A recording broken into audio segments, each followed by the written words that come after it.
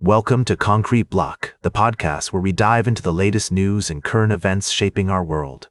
I'm your host, Walter, and we're glad you're joining us today. We're starting off with a story that's been making headlines across the globe: President Trump's state visit to the United Kingdom. The president spent several days in the UK, meeting with Prime Minister Keir Starmer and being hosted by the royal family at Windsor Castle. The trip was marked by all the pomp and circumstance you'd expect from a state visit, including an aerial display by the British Army's Red Devils and a lavish banquet at St. George's Hall. But beneath the surface of the ceremonial events, there were some significant discussions taking place between Trump and Starmer. The two leaders talked about a range of issues, including trade, tariffs, and international affairs. And while they didn't see eye to eye on everything, they seemed to maintain a positive and respectful tone throughout their meetings. One of the key takeaways from the trip was that Trump appears to have developed a strong rapport with Starmer, despite their differences on some policy issues. The president even went so far as to praise the prime minister during a joint news conference, saying that he thought they could work well together. Of course, not everyone was happy about the visit. There were protests in various parts of the UK, with demonstrators expressing their opposition to Trump's policies and presidency, but overall, the trip seemed to go off without any major hitches or controversies. It's worth noting that while Trump's visit was largely focused on building relationships and strengthening ties between the US and the UK, there are still some significant challenges facing the two countries. From trade disputes to security concerns, there are plenty of issues that will require careful negotiation and cooperation in the months and years ahead. We'll be keeping a close eye on these developments and bringing you updates as more information becomes available. For now, it's clear that Trump's state visit to the UK has helped to reinforce the special relationship between the two nations, even if there are still some areas of disagreement to work through. We'll be right back with more of today's top news on Concrete Block. Welcome back to Concrete Block. I'm your host, Walter. We're diving into a complex and sensitive topic in our middle segment today. The recent assassination of Charlie Kirk, a prominent figure in American politics, has sent shockwaves across the nation. As we explore this story, we'll aim to provide a balanced view, avoiding any bias or sensationalism. For those who may not be familiar, Charlie Kirk was a well-known conservative commentator and founder of Turning Point USA, an organization focused on promoting conservative values among young people. His death has sparked an outpouring of tributes and condolences from across the political spectrum. Vice President J.D. Vance, a close friend and ally of Kirk's, recently hosted an episode of The Charlie Kirk Show in tribute to his late friend.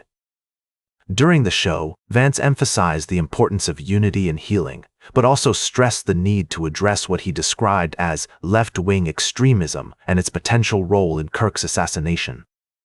It's essential to note that the investigation into Kirk's death is ongoing, and it's crucial to allow the authorities to conduct their work without speculation or premature conclusions.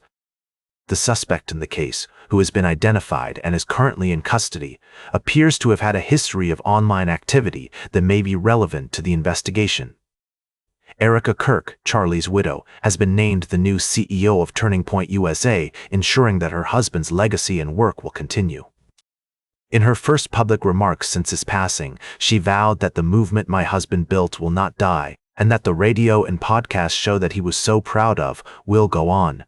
As we navigate this difficult and emotionally charged story, it's vital to prioritize respect, empathy, and understanding.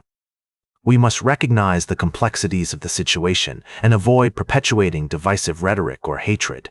In the coming days and weeks, we'll continue to follow developments in this story, providing updates and analysis as more information becomes available.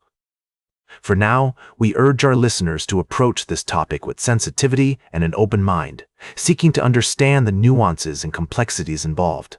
Stay tuned for our final story of the day, right here on Concrete Block. Welcome back to Concrete Block. We're wrapping up today's show with a fascinating story that's been making waves in the world of religion and politics. As we've been following the developments in the Catholic Church, it's clear that the new Pope, Pope Leo, is taking a more reserved approach compared to his predecessor, Pope Francis. Now, let's dive into the details. In a recent interview, Pope Leo expressed his concerns about the situation in Gaza, but stopped short of using the term genocide as his predecessor had done. This subtle shift in language has sparked interesting discussions among observers, with some interpreting it as a more diplomatic approach, while others see it as a watering down of the Church's stance on human rights issues.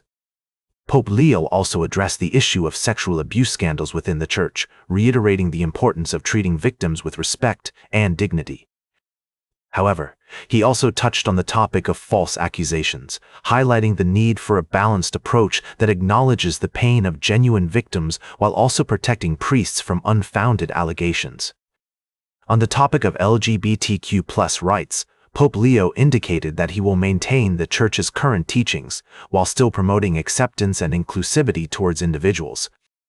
This nuanced stance reflects the complexities of navigating modern social issues within the context of traditional religious doctrine.